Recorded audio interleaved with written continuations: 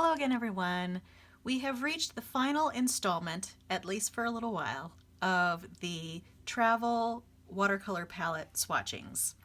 So I am not planning on doing any more for at least a little while, just because although I have created new palettes, am just changing them too much to have them in an actual swatch book at this point in time.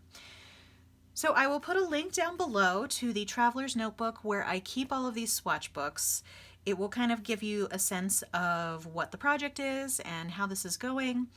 But you will see today, obviously, the swatching in this Kingscreek palette, which I will take out of its little case here in a minute and show you in more detail. I'm going to take this notebook off to the side here.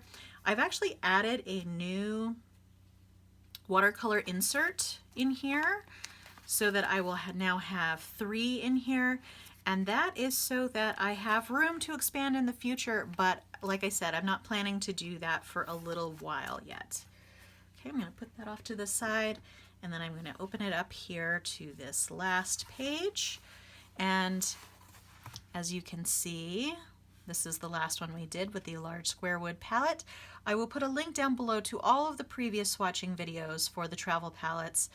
It's quite a few, but if you want to just take a look at 1 or 2, generally you can tell by clicking on it on the link what kind of colors you're going to be seeing at the beginning, because I do try to put that in the description of the video itself. But today is going to be all Daniel Smith, and it is all the colors that are in Jane Blundell's 15 color set, except for Buff Titanium. Because there are 14 here, I only had 14 slots, so I decided to leave Buff Titanium out of this particular setup. I will also put a link down below to Jane Blundell's description of this palette setup and why she chose these colors. Jane Blundell's website is just amazing. She has a wealth of information on her website. It's all free. She's a super sweet person, and I've taken 1 class from her now and plan to take at least 1 more and possibly more if she offers more online. So I really highly recommend checking her out. So before I get into the swatching, let's take this guy out of its little sleeve here. I will also put a link down below to the video where I filled this up with the watercolors that are now in here. This watercolor palette comes with a little felt sleeve, which is quite nice because it holds the watercolor palette shut. And I have heard that, well, based on going to their website for Kingscreek, that they are currently on a hiatus and they are not making these palettes right now. I don't know if that will change in the future. I suspect that it probably has something to do with coronavirus, because that's when that happened. I apologize for getting people's hopes up about these beautiful palettes, but their website still does have their contact information on it if you want to try and reach out and see if they're going to be making them again in the future. So I will open this up here, and I have not yet used these mixing areas, so I'm really excited about doing that for the triad of mixing colors that a little bit of the felt ended up on the paper there. This triad of colors that I have chosen to mix, I will tell you why I chose those at the end. But for now, I'm just going to go through the swatching. And as I said, if you go to Jane Blundell's website, you will see the 15 color palette also includes Buff Titanium, which I just didn't have a space for here. So I left it out. I figured if I felt like I started needing it, I could put a little dollop up here. And in the course that I'm currently taking, which I'm actually using another palette with the same setup that does have Buff Titanium, she doesn't actually use Buff Titanium all that much, so I figured I could get away with not having it in this one. But let's go ahead and get started with the swatching. And I'll go in, let's see, that's probably close enough. You won't be able to see all the colors as I am swatching, but I will show you the palette again at the end. But let's just dig in here. So the first one, and like I said, this is all Daniel Smith. So this first one is Hansa Yellow Medium. And Hansa Yellow Medium is actually my absolute favorite yellow. It's just, to me, it seems very perfect. It's not too super bright. It is not too dark. If you were just going to have one yellow in your palette, I think this would be a good choice just because it is kind of mid-toned and you can make a lot of really good mixes with it. And if you go to Jane Blundell's website, again, that I linked to below for this palette setup, she goes into some detail as to why she chose each and every one of these colors. And just an enormous amount of thought went into setting up this palette. And it really gives you the ability to mix so many different colors that aren't in this palette. So it really gives you kind of an unlimited list of possibilities that you can mix with all of these different colors. So this is quinacridone gold, and this has also become one of my favorites to have in a palette, and I kind of use it as either a warm yellow, which is essentially what it is, or sort of an earth yellow. The next one here is Pyrrole Scarlet, and Pyrrole Scarlet on its own is very, very bright. And at first I was like, oh, I don't know that I like that color. But I have grown to love this color, probably because of Jane Blundell's watercolor class, because you can really make some beautiful mixes with this. One of my favorite mixes is this color with phthalo blue green shade. It just makes the most beautiful darks, and there's just some beautiful colors you can get. And as with all the other videos, but I'll explain again here, I am putting the color full strength at the top and then slowly diluting it down as I go down so that I can see sort of the color range I can get. This next one is Pyrrole Crimson, and this is a lovely color both on its own and in mixes. You can get a lot of really great neutral tones mixing this with other colors in the palette. And both this and the Pyrrole Scarlet are super pigmented, so it's really nice to not have to use a whole lot of color to make big changes.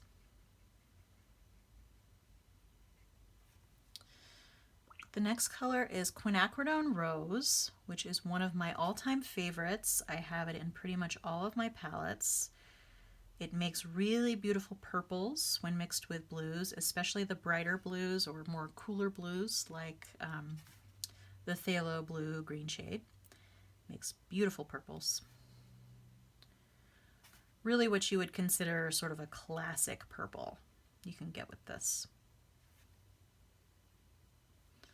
And I've recently discovered that you can actually get some really nice browns if you mix this, mixing Quin Rose, ultramarine blue, and one of your yellows. You can get just a beautiful brown. I think the Quin Gold is what I used, and the brown was just amazing that I got with that.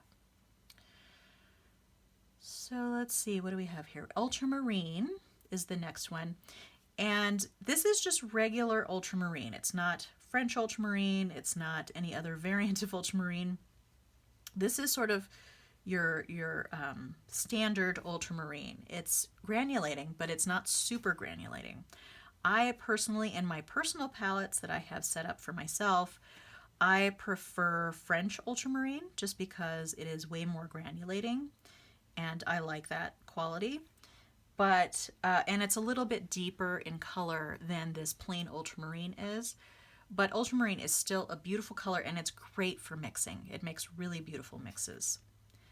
This next color, which I don't have in strong enough here, is Jane's Gray, which is a color that Jane Blundell, I don't know if she may have not come up with this mix originally, but it's one that she uses often, and this is named after her.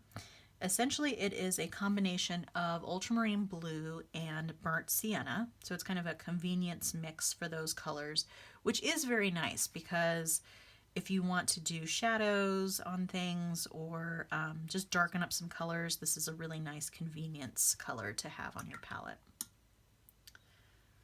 Okay, the next one is Raw Umber, and this is an earth color. And Raw Umber is really nice for darkening up colors, making colors a little more neutralized. And it's kind of a nice color on its own, sort of an earthy brown. I could see using that in some older buildings for texture. Okay, the next one is Indian Red. And Indian Red is a color that I didn't used to like, but again, I have grown to really like it and find that it has a lot of uses. If you dilute it way down, you can get lovely pinks. And if you use it full strength, it's very opaque. So you can create opaque mixes with it, which sometimes are good because you can cover things up that you don't like in your painting, for example. But you can see it's sort of a beautiful peachy pink tone when it's diluted out, which is really nice. And it's granulating, which is always my favorite quality in watercolor. This next one is Burnt Umber. Is that really Burnt Umber?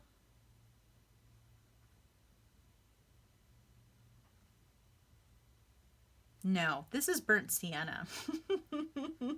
I don't know why I labeled it as Burnt Umber. I apologize. That should be Burnt Sienna. I know a Burnt Sienna when I see it. So I will go back in and correct that. Yes, Burnt Sienna is pretty distinctive. Hard to mistake for other things. I'm actually going to go ahead and correct that right now. I'm going to rinse off my brush, and I have a little correction tape pen or thing here. I'm going to go ahead and just put that right across the umber. Then I'm going to get the pen that is attached to my traveler's notebook where I keep all these, and then go to the color that I have here, and that is Burnt Sienna. Okay. Just wanted to do that now so I don't forget to do it later, but that was pretty easy to do. Yeah, because I don't think there is a burnt umber in this palette. There's a raw umber, but not a burnt umber. All right, this next one is Goethite, which is sort of the color of a raw sienna, but it's really granulating and is really beautiful as, I mean, you could certainly use it in a lot of architecture, but it's very natural, so you could use it for like sort of dyeing grasses if you're out on location or something like that. There's basically a ton of uses for Goethite. It's a great color. And I do like it better than raw sienna just because it does have a little bit more character. And again, like I said, you could definitely go to Jane Blundell's website and see why she chose each individual color. And she has great explanations for everything. She's done a ton of color testing. It's quite amazing, really. Okay, and this is Phthalo Green. And I'm still on the fence about Phthalo Green versus Viridian for my own personal palette. My hesitation and why I just haven't done it is because Phthalo Green does actually have a lot of really great uses. For example, neutralizing other colors, which doesn't seem to happen as easily with Viridian. So that's why I'm a little hesitant, but it is like super powerful. And Viridian is not as powerful, obviously. Okay, and then the next one is Phthalo Blue, and this is the green shade, even though I have not indicated that there. And for a while, in my main palette, I had Phthalo Blue red shade, but not green shade, and I've actually added it in addition to the blue shade, just because Phthalo Blue green shade, again, has such great neutralizing powers with a lot of colors, and it's also just really nice to have as a cool blue.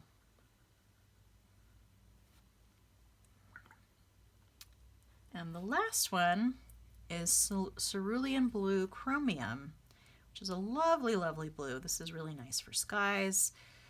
It's another cool blue, but I am not one to turn down a blue in my palette. I really love it. Blues are my favorites, and there's so many to choose from, which is really nice. but this is a good one.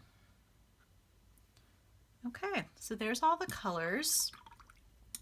And then over here, so the colors that I've chosen for this Triad mixing are cerulean blue chromium, pyrrole crimson, and Hansa yellow medium.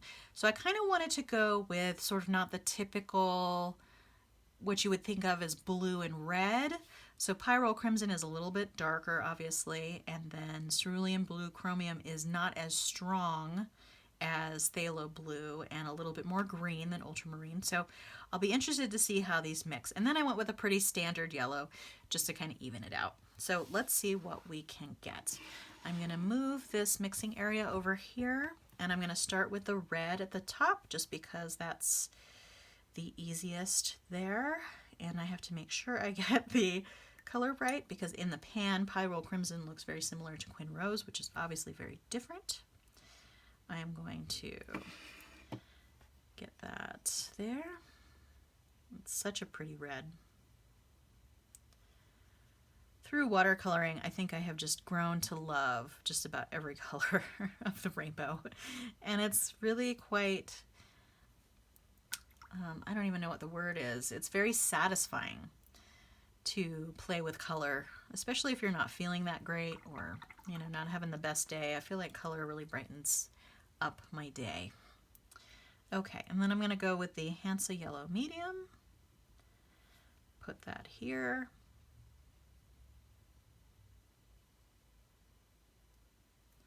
What I like about this yellow is that it's not in your face yellow, which is nice. Okay, so this is, let me add a little bit more yellow to that. I think it's leaning a little too red right now. Yeah, that's better. And it's pretty easy to fix. Okay, so there's our orange. And then I'm going to add a little bit more yellow to part of this here.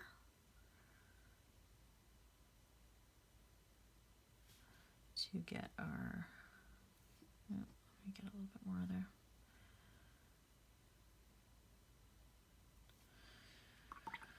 And then I'm going to add a little bit more red. We probably were there already with the mix that we had before. Oh, I'm being so messy. This brush is not as, doesn't give you as much detail as the littler one that I'm using normally for this, but I cannot find my travel one that I've been using, which it was a synthetic. So I'm using this Kolinsky Rhapsody brush from Jerry's Artorama. Okay, I'm going to wipe that mixing palette out.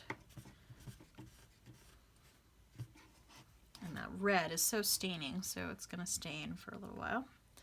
And then let's go to our blue, the cerulean blue chromium. I'm just going to put it in the same area here.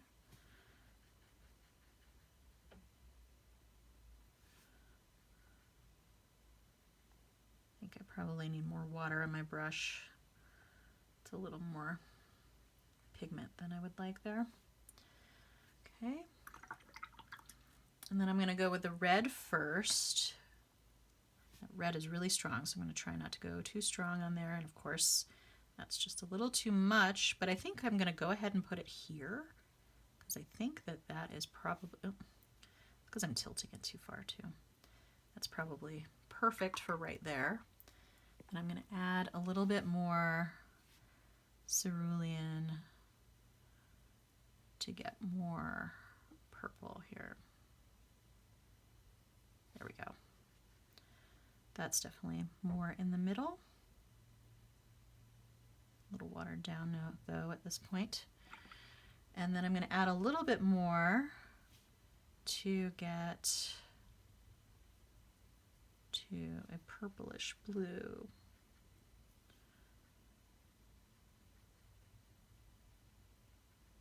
Really beautiful. All right, so I'm going to wipe that out again, and that wiped out no problem. Those are not staining colors other than the red. Blue is not a staining color. So now I am going to mix a little bit of yellow and a little bit of the blue. And that is probably perfect. That's probably perfectly in the middle there. Beautiful green. I mean, when you think about it, the fact that you can mix different colors with different colors of paint is kind of like magic, I think.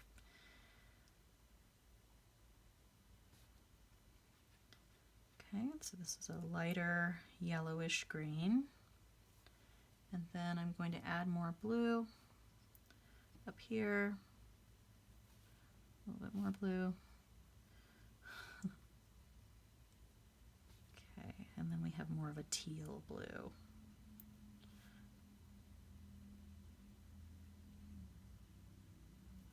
All right, so I'm going to leave that in my palette. I'm almost certain that I'll have to add more of pretty much every color once I add the red, because the red is super powerful and takes over everything. Let me add more blue here. So now we're kind of at the purple. And opposite on the color wheel of purple is yellow, so that way, now we went a little more green, so I probably need to add more red, but not a lot. It's like the never-ending quest for the perfect mix. Well, I think just a little bit more blue and we might have it.